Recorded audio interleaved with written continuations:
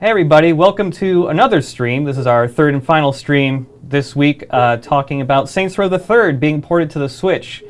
I'm Josh Stinson. I'm the video editor and stream czar here.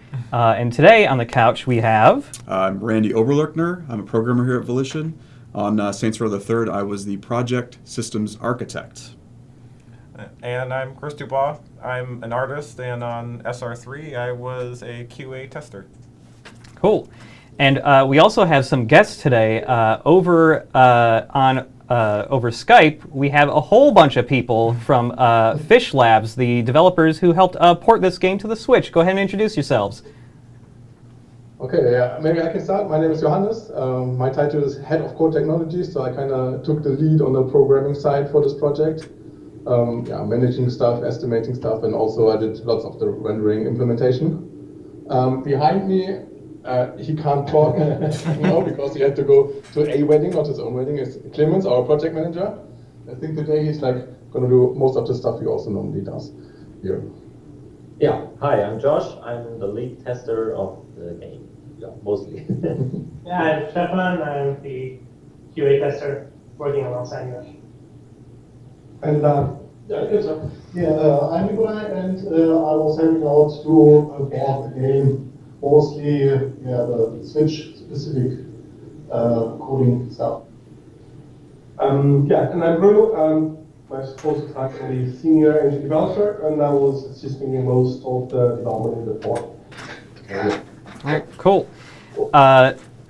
So this is like, I've never really thought too much about what it must be like to port something, but just to start off, what type of challenges, how different are the challenges porting something compared to developing something? Well, it's completely different, I would say. You have only more or less the technical side left, aside from maybe smaller UI changes or integrating buttons for the target platform. But otherwise, you have mostly the technical stuff left that's specific to that platform you're targeting. So, for example, normally graphics APIs are different, so that's something you have to exchange, or integration with the target OS, like for save games or multiplayer, stuff like that. And then you might also have platform or special features for the given platform. So for the Switch, for example, you have the HD Rumble thing you have to implement, or the docking mechanism, you have to do something for that. And am I forgetting something? Yeah, that's overall in the technical part, I guess. And then there's also the part that we have to take care of, which is the assets. So a lot of the things that are done for the season then needed to be, for the port, we need to pick up these assets and make sure that they are compatible for the new system. And that, of course, is quite a lot of work as well. Okay. So, and then, of course, before we forget that, we also have to test the whole game again. Just to make sure it still works on the target platform. So when doing QA stuff on that, I'm just trying to imagine, because so much QA has been done on the original release of the game, is the QA still as intense as it is for the initial development of a game, or is it more is it more you're only looking for specific issues already? Or is it still you have to check everything all over again? Mostly, I would say we had to check everything again, because since we ported it to the Switch, they could break anything, so we had to check. And especially when the game is already released, the players outside knows what the game should look like and how it works. So for us, it was a hard time sometimes, but yeah, we had to check the whole game. Okay. We could break, and we did break everything basically. With memory, for example, textures might have a different size, or the shaders or the meshes might have a different size for the given target platform, and then you have to set up the memory pools again to match that. And then, for example, in one specific mission, it was crashing because all the meshes didn't fit anymore. So you really have to test everything, because it might just be off by a couple of kilobytes or megabytes or something. So, compared, is there anything specific Well, I guess you've already said that actually. That like there's some unique things with porting to the Switch too, because you also have to test separately for undocked and all of that. But is there anything like really different porting to the Switch compared to like the Xbox or the PS4? That's like something you haven't had to deal with before? Not really specific, I would say. Of course, there are some stuff that are not on the Xbox or on the PS4, like the controllers you can change or something like that. You can use the nunchuck, the Joy-Con players or the Pro controllers. So there was always a possibility that something's breaking, but... Okay. Yeah, but in general, I would say the Switch is a pretty standard target platform. Aside from the docking and undocking, because there you get like two different modes where you have different resolutions, if you want to at least, and also it's going to look different to the player, because once they have the small screen and then they have it on the big screen, so you also have to make sure it still looks good in both situations. Okay. Randy, do you have any, are you curious about how they handle any specific things with this game? Yeah, I mean, I guess just from like a top level, did you take your version and then take the old version and run them side by side and try to find, where they differ and see like, oh, we messed this up for some reason, have to dig into why? Or did you kind of just look at the Switch and be like, this doesn't look quite right, so something must be wrong here? Yeah, we did both. In the beginning, of course, we had to get it running and we had to get everything render kind of okay-ish until we could even start testing. And then at some point, we actually sat down, took the PlayStation 3 or Xbox 360 version and compared them side by side, switched input channels on the TV to see if it was something good. And everything was there where it's supposed to be. Of course, there are a couple of minor things. I'm trying to think of some example where it looks okay, but if you actually see the original, then you see, well, it wasn't supposed to look like that. But yeah. I'm pretty sure there was something like that, but I can't come up with a good example right now. That is entirely possible. It's a big game. Especially the Saints Row, the third, it's so big, there's so much stuff, and you have days, you have nights, you have interiors, you have exteriors, there's so much going on, and you have the satellite weapon, which is completely different from the rest, and there's just so much functionality, not only the rendering, but also from the gameplay side that has to work and has to fall into place before everything is like it's supposed to be. Yeah, it seems like a monumental challenge just to test everything again, because it's just like when we built it the first time, we were looking at progression, like this thing would work sort of, and then it would get better and better, whereas you guys like got to go from 0 to 100 across the board on everything, which is just a completely different challenge from what we had to do. So kudos to you on that. Yeah, I completely agree. There's just so much, and also when you consider the options, for example, and that's actually one of the reasons. I mean, there's going to be there's a day one patch, but it's actually 3 or 4 patches in one, because we just after doing the initial build, we found we found a couple of other things we hadn't discovered before that had to be fixed, because there's so much. Like because there is just so much stuff and it's all there and you have to check all of it, like on projects like this, do you receive any type of list documenting all the things that are in the game? Or is it just like you just have to make sure you got everything? No, we was very lucky that the guys from Volition did a great job on the documentation. So we had a bunch of lists of stuff what we can search and check what is in a game and not. But yeah, Okay, very lucky because if not, there was really like a high risk, because there are so many little things in the game that if you don't know about it, you can maybe miss it. So yeah. Right, and I'm guessing you can speak to that, Chris. That documentation was probably, in part, some of your work, right?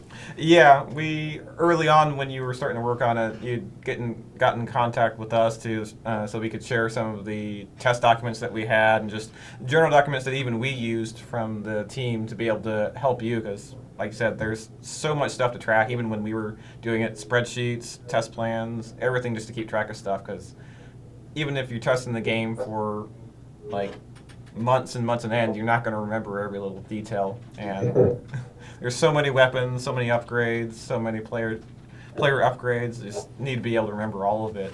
And I think we were able to give you everything that we had to be able to test it, because we at least are thankfully very documented on that stuff. Yeah. And I also, like, I've talked to you a decent amount, because, like, we've had Chris on several other streams in the past, a couple years ago. You helped do, like, a speed run of Gat Out of Hell. Yeah. And you, every time you've had to talk about, like, your QA past and stuff, you still remember a lot of stuff. And I don't, like, is that just because maybe you can speak to this too, working on the QA stuff, like, when working on QA, does that stuff just get seared into your brain? Is that just something that you can't forget for the rest of your life? I think it's probably a little bit of the fact that you're staring at the game for 40 to 60 hours a week sometimes, and sometimes you're doing the same sort of routine, so a lot of it gets baked in, but, like, it also can be just sort of personality. Like, I tend to have an odd ability to just absorb information and retain it. So, right. But yeah, like, SR3, I was on it for at least a year. I forget exactly how long. And that was minimum 40 hours every week staring at a game. And so it's like, you're just going to end up remembering it if you're put in 1,000 hours into it. Right. That's crazy. Because I like, we did the Gat Out of Hell speedrun, which is, you know, admittedly that's a smaller game, so that we could fit the speedrun into a single, like, hour-long stream? Yeah. You did it in, like, 45 minutes or something, right? No, I think I did it just shy of an hour. Okay. Like, I think I was off by a few minutes on my best run. But it's like, I don't really remember you practicing. It was just like, can you do this? And he's like, okay, boop. Yeah. Like, just. Yeah. Well, in most of the projects I've been on, I've been either the art test lead or at least an art tester, and so I end up testing the world, and knowing the world happens to be one of your, especially in a game like this where it's open world, knowing the world is a great benefit to being able to manipulate and maneuver through faster. Like, one of the first things I did in SR1 was testing streaming and seeing how things loaded and trying to break it, and that's a lot about learning shortcuts, how the vehicles handle, how the game handles information, and so, like, that inherently allows you to be able to do things faster, because you just know, okay, if I go down this road, you're not even looking at the mini-map at this point, you're just like, I know I go this way, I could go that way. So it's just sort of, you end up, like, learning how the game works, and, like, speed runs just sort of inherently come there, because most of the games I didn't do a lot of gameplay testing, and but by the end of the project, I was usually just, I already know the missions because I've been doing crit path runs for a while, and I know if I drive a vehicle this way, I'll be able to get here and shave off a minute, or if I'm doing these things, doing these systems, I'll be able to take advantage and get through things faster, or just, like, take advantage of little quirks we know. Yeah. So one thing I also wanted to ask you guys, you mentioned a little bit earlier that, you know, you said that there was a day one patch that was more like 4 or so patches combined, just because you were able to keep adding on to it to fix more things. Can you give us some of the details of what type of fixes that patch contains? Where's the list? Yeah, so there's one performance improvement. It's especially beneficial in, like, action-heavy scenes when lots of particles are being rendered. And otherwise, the subtitles were broken outside of cutscenes. So that's also one thing we had to discover, that subtitles inside of cutscenes are different from subtitles outside of cutscenes, which was a bit surprising, to be honest. And then, what else? I think it might be, matchmaking, online matchmaking was also something we fixed.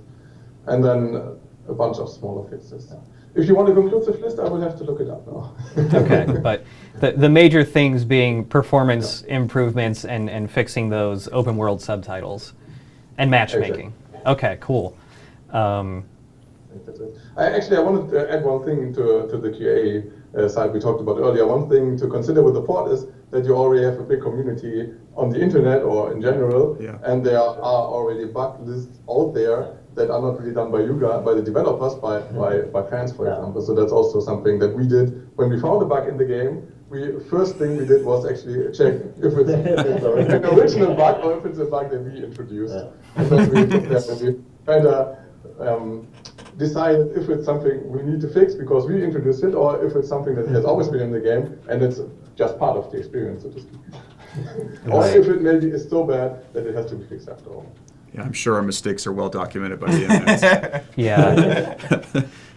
Is that a part of the documentation that you would send over? Is like any still like standing small bugs or anything that never got?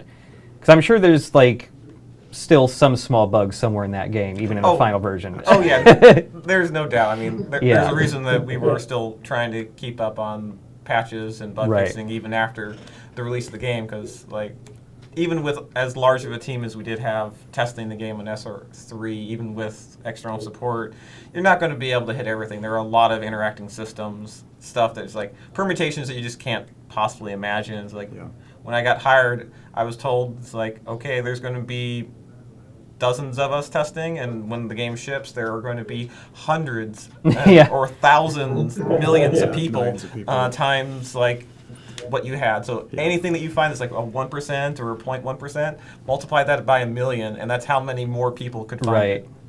Oh man. The other thing too is that not only we ship the game, right, and then there's all this DLC afterwards. So each DLC pack we do has the possibility of breaking the original game. It does. So that like makes the testing job even harder, because not only do you need to test the new DLC, but you need to test all the old content and make sure it still works in all the permutations possible. Yeah, like different orders of like, oh, I only have this DLC and this DLC. Oh no, I never considered that. Yeah, oh god, that's so much work. Yeah, because like we can't expect the players to just buy all the DLC, so you have to like, players are going to buy, they're going to buy the mission packs, or maybe they're going to buy some of the cosmetic ones. Right. And you have to make sure everything plays in different combinations. We'd have a spreadsheet of like, okay, you guys literally are going to have every combination of every. Oh jeez. Yep. But coming back to the Switch port, that's actually something that was different for us because you have all the DLCs. So it's just no permutations there. Makes your job a lot easier. Yeah. So it was for some time. It was up in the air if we could get all the DLCs included on the card, or if that was going to be one big free DLC you would be able to download. But in the end, we actually managed to squeeze everything on the card so that you can have everything. That it's always the full game, the full package. Oh, nice. Was that an extra challenge to be able to squeeze everything in like one Switch cart, or was it able to just kind of? It was just smaller than how much. I don't even know how much a Switch cart can store. I think there's different sizes even. Yeah, there are. I think it ranges from like 2 to 32 gigabytes. Okay. And of course, it's like you have to decide what you want to use, and it's a question of cost in the end, I think. So we settled for an 8 gigabyte cartridge, and that's also roughly what the I think 360 and PlayStation 3 versions ship with, like around that size. Okay. But that was of course without DLCs. So.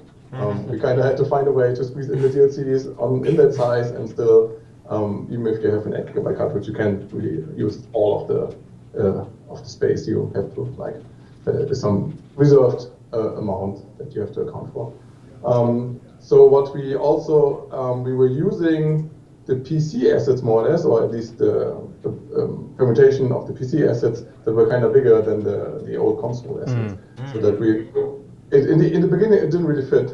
But then we came up with an idea to fix it. Do you want to talk about that, Bruno? Yeah, it's just, it was thanks to you guys, because you mentioned something technical in the way that you did the streaming, which due to the nature of the Xbox, and when you have a DVD, you need to read it in a particular way for the streaming, and so you have to duplicate the textures.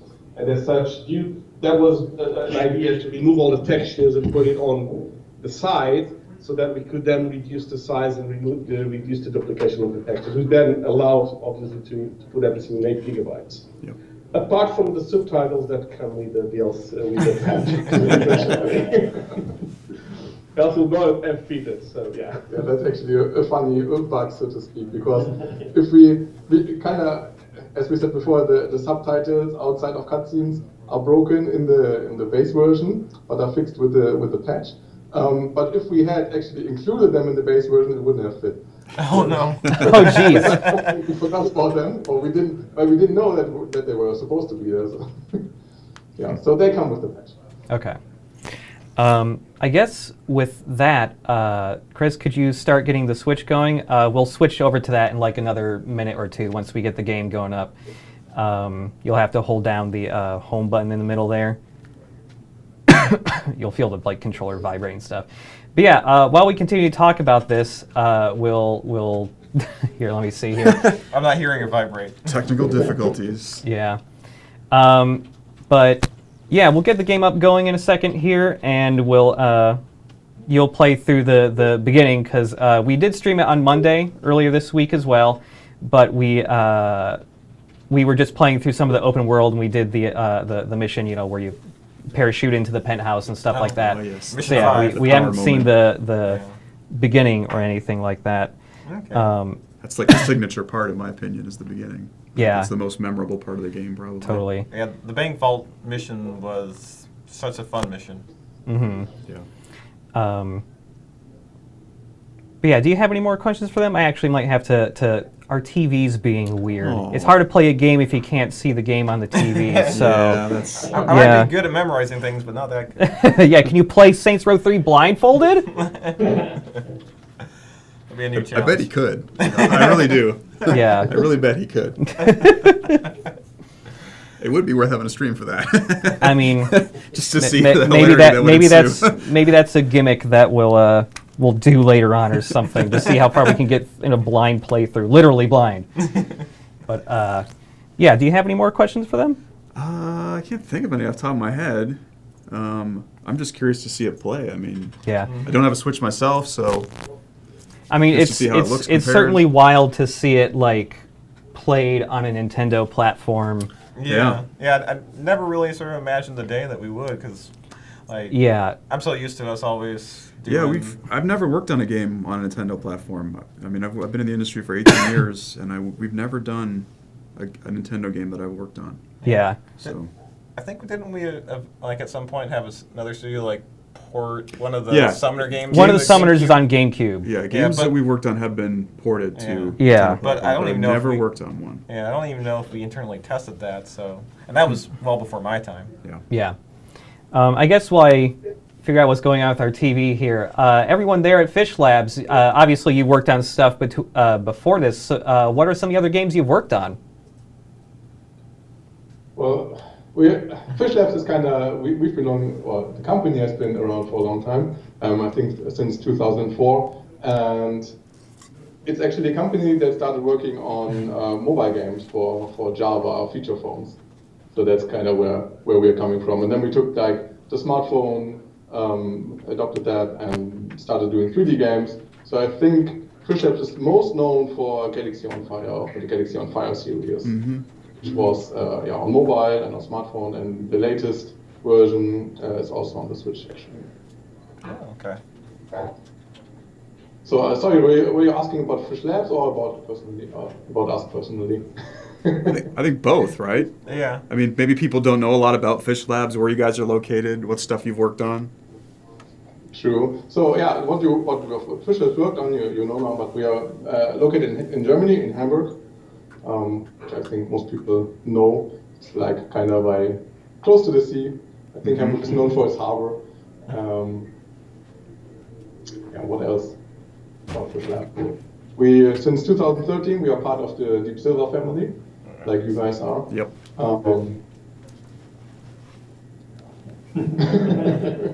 We are kind of a smaller studio. At least I think Volition is bigger. We are currently we are like 65 people in one big office here. So how long is... I'm sorry, maybe you said that while I was messing with the Switch. How long has Fishlabs been around for? Since 2004. Okay. Quite a long time. That's a long time. Yeah, that's... Especially in this industry, it always feels crazy to hear about a studio that's like been around for like that long and is still like doing some pretty good stuff. Yep. So, is this you were talking about the other games you worked on earlier too? But is this your first like major port work, or have you done some other games too for ports? Well, Fishlabs, we only ported our own game to the Switch, the Manticore Galaxy on Fire. Right, I remember seeing that. Yeah. Switch game. Yeah, it's like a space shooter thing. That's the first. Before Saints Row, that was the biggest port we here at Fishlabs did. I personally worked on Little Big Planet for the PS Vita, which I guess is kind of similar because we took like a console game and put it on a handheld device. So it's kind of not repetitive for me, but history repeating itself here. Taking a big console game, putting it on a handheld device. Okay. I guess for all of you there, was the games industry specifically something that you were aiming to get into, or was it just something related to the field that you were already working in, or was it just like, whoops, I'm in the games industry? Because that's kind of how it happened to me personally. I was just kind of, whoops, I'm here now. Well, in my particular case, I started at least in the area of computer science and development, but I started in networking, as a matter of fact. My first job was in internet service provider, and then I wanted to do games, and I did end up starting my career as a game developer in 2002. That was quite a long time ago. And since then, I've been working in the game dev industry and on and off. So I've done other things as well, which I think is always good sometimes. Mm-hmm. And I joined here Fishlabs for like since 2 years and a half, I think, roughly. I'm working here, and and I don't plan on leaving the game dev industry. I'm quite happy with what I'm doing. Yeah, I always wanted to do games. It was always like my passion. But to be honest, I never really played that much, and still don't. Yeah, some people you shouldn't tell it to, but I always enjoyed the programming side more and like the technical challenge of it. But I always kept like a backup plan, so I also studied computer science just in case the game thing doesn't work out. Smart. I could also do other stuff, but actually I've never worked on anything else. I've always worked on games, always been a games programmer.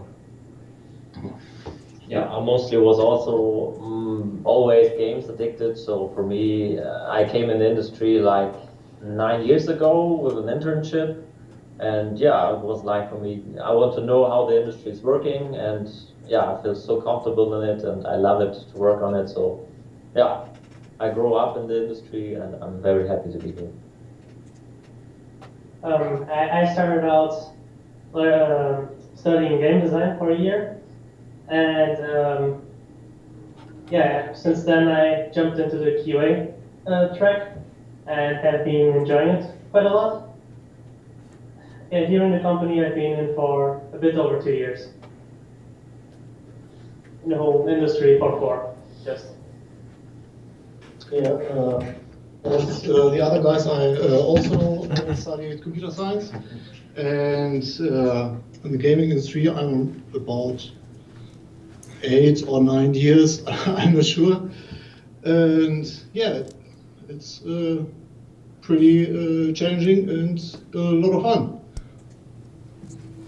And I guess for the two of you as well, was that, because I mean, you have been, Chris, at Volition for like a really long time, from what I recall. Because I mean, the first thing you worked on was Saints Row 2? 1. 1, okay. Yeah. Even earlier than I thought. But yeah, were you specifically aiming to like get into the games industry? Is something you actually wanted to work on, or was it just like, this might be cool?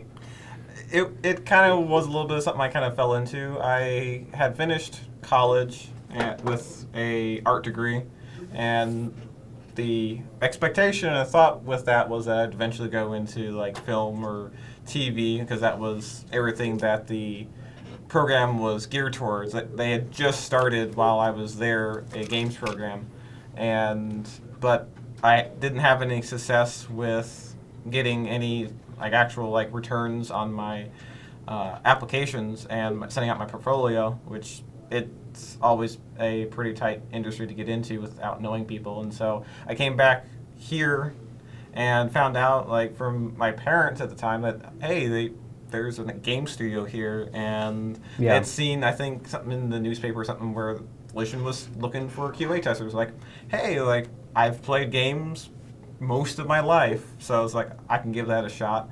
And so I went and interviewed, and then the following year, in February of 06, I started on SR1 when we were working on finishing it up. Like, we had just gotten like an extension on the project, and we were shooting for August to release it. And since I had an art background, they put me first on art testing before I eventually went to test art and multiplayer. Okay. And how about you? Yeah, I'm similar to the programmers over there. I got a computer science degree. While I was in school, I did a bunch of internships, and I sort of tried to pick ones that would put me on more of the 3D graphics realm. I never thought I would actually make it into the games industry. It just sort of happened. I applied to a bunch of companies. Several of them just ignored me. Volition was the only one that was super prompt, and they were on the ball. So yeah, they flew me down here. I did the interviews, and then I started working shortly after. Yeah. My first game was RF2 on the PS2. So that was like 18 years ago, I think. Yeah, and I've been here ever since, which is also insane. Yeah. And real quick for me, it's just like, I did YouTube videos, and then I saw somebody wanted a video editor here and needed them to specifically do streams, which is what I was doing already. It's like, okay, it's the closest game dev thing to me because I live in Michigan. Everywhere else is way too far and cost prohibitive, and I got lucky, I think. Unfortunately, we're still having some technical difficulties, specifically with our TV, so that we can play the Switch version of the game. And unfortunately, we can't also just like undock the Switch and then just capture it that way too. So here, let me real quick do IT solution, power it on, power it off, the TV. I tried that. I tried the IT solution of rebooting a thing. It always works. Yeah. Mike, do we have any questions from the chat or anything? Yeah, hang on. Chat does want to know who the cardboard cutout is behind Fishlabs. Yeah, so who's the cardboard cutout again?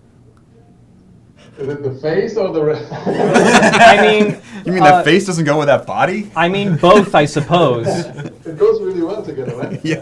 The body is actually a character from Galaxy on Fire. Does anyone know who it is? No.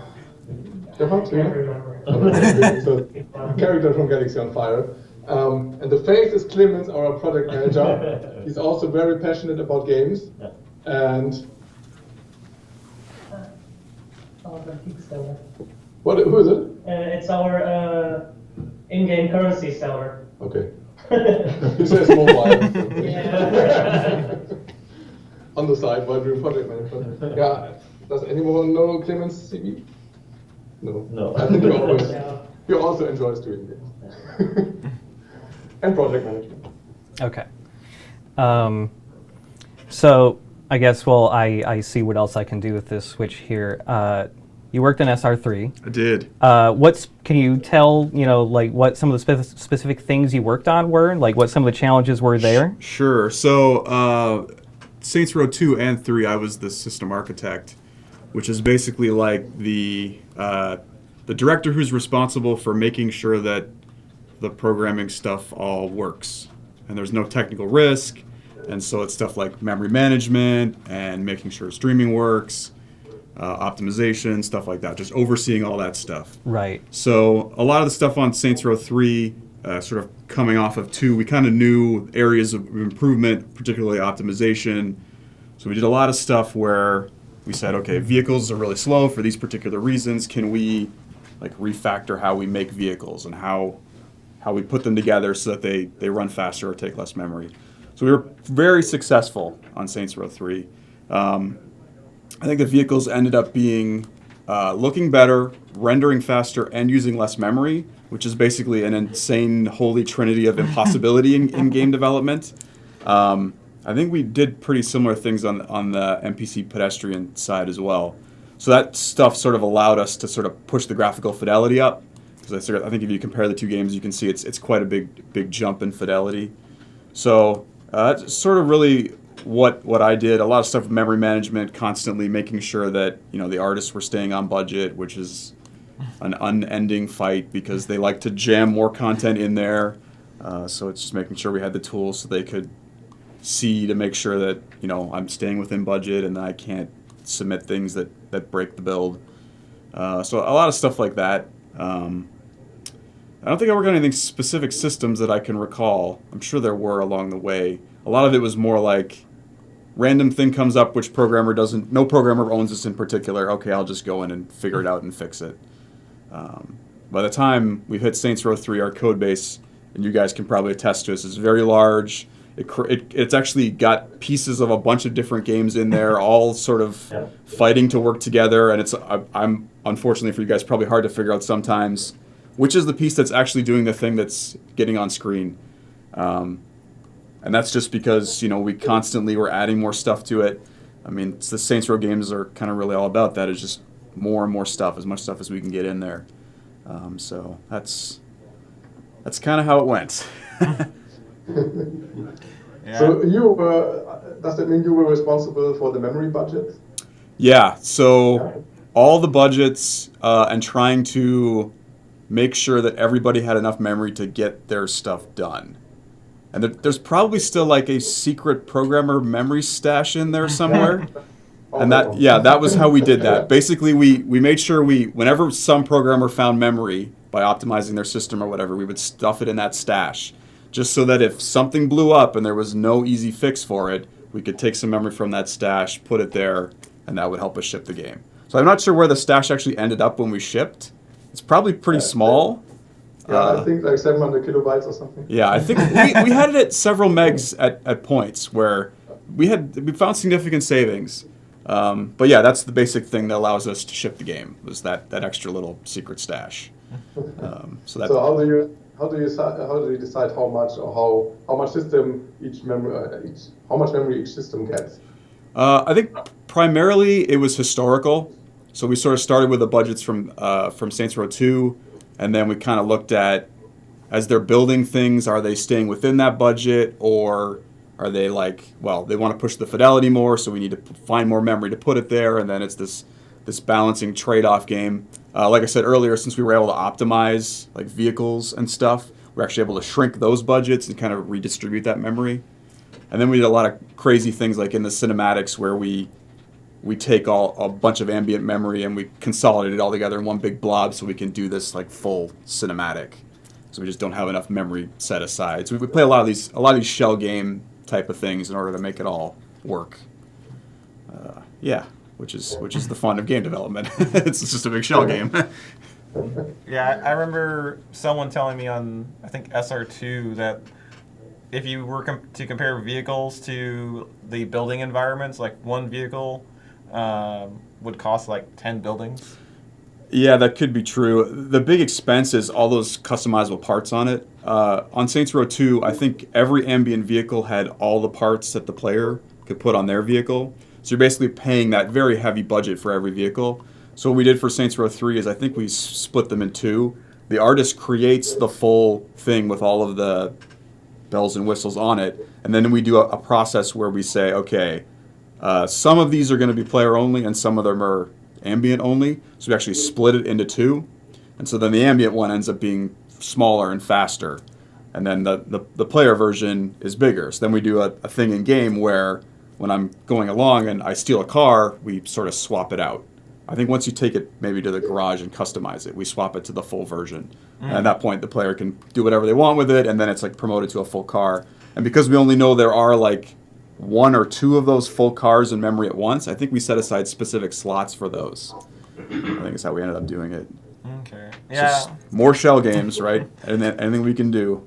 Yeah, I remember, I think we could only spawn, I think, 2, maybe 3 player cars through commands. So that may be kind of the result. I think that's why. Yeah, you would. Yeah. I think when you would drop cars, it would like destroy the old ones when you were using like the debug. Yeah, because I remember in past SR1, SR2, we could actually spam that command pretty generously and get a whole bunch of cars. Yeah. So I always wondered about that because it was that change from there. It's like I'm used to being able to have like 10 cars out and like I want to test all of them at once and just do some variety. And Yep, that was. I have that to was the keep reason. I have to keep respawning them because you have to go and like, okay, I need to shoot the tires out to make sure they all deflate, or I need to shoot off the different components. And Yeah. well, I tested it this way, and I need to drop a new one to test it a different way.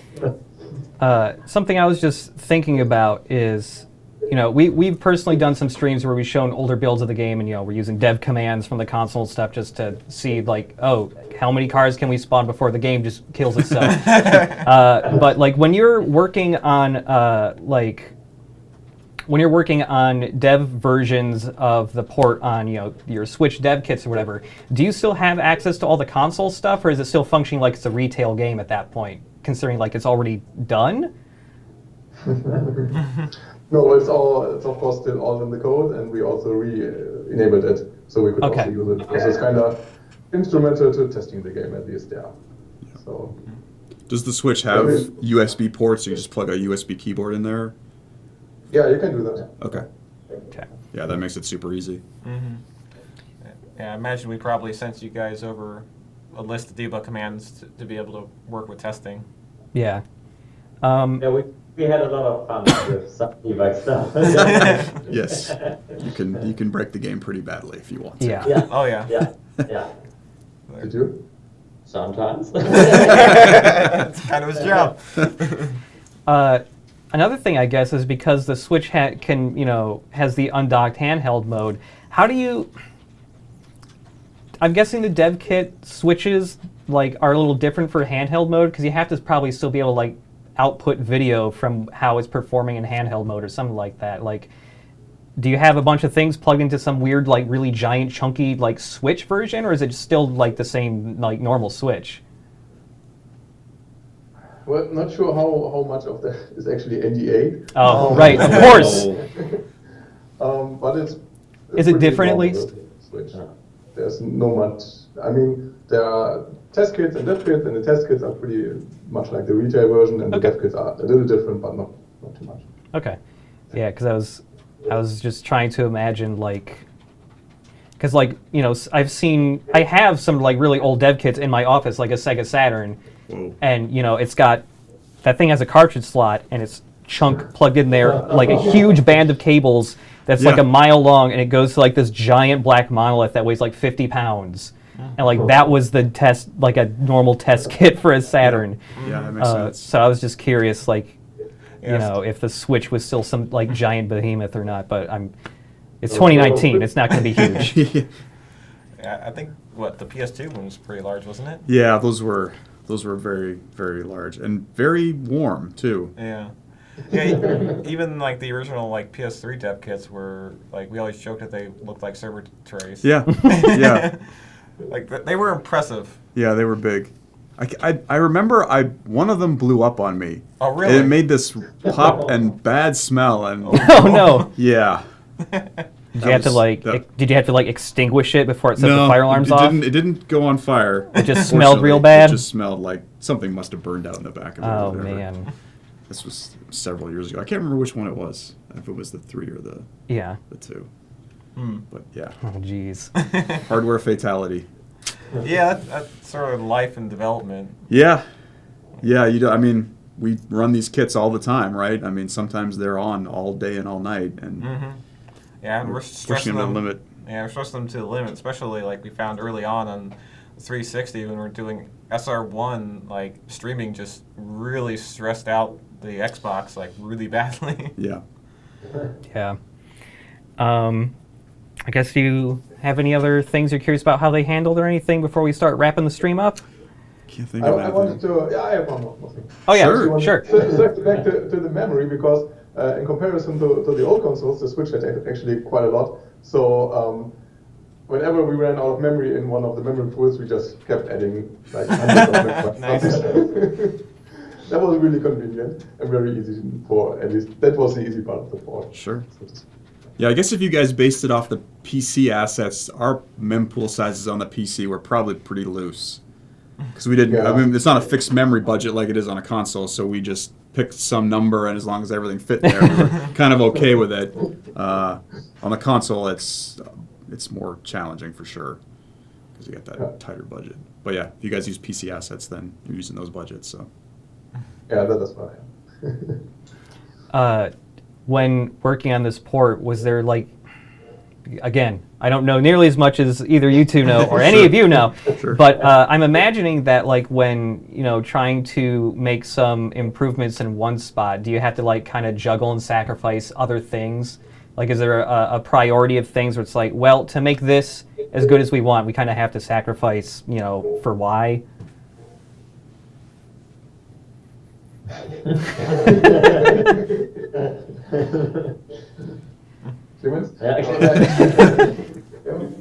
You might consider that there's of course a time constraint. We obviously have a particular time that we have to do. We have to finish the port within this time frame, and then we have sometimes to juggle between we need to have this feature set, these things ported, or we're going to have time to do certain optimizations. Is it worth it? So. Yeah, we had to juggle that quite a bit, obviously, within the time that we had to do the port. Okay. But overall, it worked out quite well, I think. Mm-hmm. Yeah. And one thing you always have with games is, of course, performance versus visual quality. Yep. And that's also one of the things we had to find, like the sweet spot for, that it actually runs at more or less 30 FPS. With an open world game, it's always difficult to always be like a stable frame rate, but still. It of course was supposed to look good enough. Yeah. Or at least, I don't know, not worse than the old console versions, for example. And like maybe comparable to medium PC at that time. What? It finally came back. The Switch came back. That's pretty funny. Man! Well, you told it that the stream was ending, so it no longer had performance I told anxiety. it, and now it's like so late here. Yeah. Look at that! What is that? Speaking of technology, I left the controller over there too. Man. It knew. That was so it did weird. know. It's gonna trick me. I just know it's gonna do something to me and just like, no doubt. psych, gotcha. Oh, there you go. Hey, it's actually. Oh right, Adult Swim. Right, I had forgotten we had done the Genki stuff with Adult Swim. Yeah. Although it looks like, it's just on the TV. It's not hitting the stream, which is the issue. Oh. Yeah, we're just getting black, so we'll just have to switch back to full screen of us. Yeah, it looks good. Scream, I'm telling you, it looks good. I'm not lying. I mean, I'm seeing it we did stream it last Monday. Y'all got to see it then too. Mm-hmm. That's unfortunate though. I really wanted to show the opening like 3 missions or something right before you get to the open world and stuff. Oh, yeah. What is technology doing to me today, everybody? Good Lord. Oh. But I do want to thank Fishlabs for being on. I've never been able to talk to anybody specifically about like porting, and I've always figured that was like a significantly different task from just like working on a game, considering everything's there already, and that seems daunting in a completely different way. But yeah, thank you so much for being on and talking to us about the process and all that stuff. It's super interesting, and like thank you so much for like all the work you did on the port for this game too. It's crazy to see Saints Row 3 on a Nintendo platform in any context, really. Yeah. Of course, thank you for having us, and of course we are just, so to speak, standing on the shoulders of you giants, because you made this huge game, and we just brought it to a new platform. All right. Well, thanks for being on, guys, and hopefully, in the future, we can have some more chats or something. I've been meaning to play the games that you ported to Switch already, your mobile game, because I've seen like. When one of your previous ones came out for like mobile phones a while ago, like I would have gotten it honestly if my phone wasn't a piece of garbage. But like I can't even run like basic 2D games on like this crap phone. But yeah, now that it's on Switch, I might actually check that out because I've always really liked the spaceflight stuff. Yeah. But yeah, thanks for being on, guys. Thank you. Yep. See you later. Bye.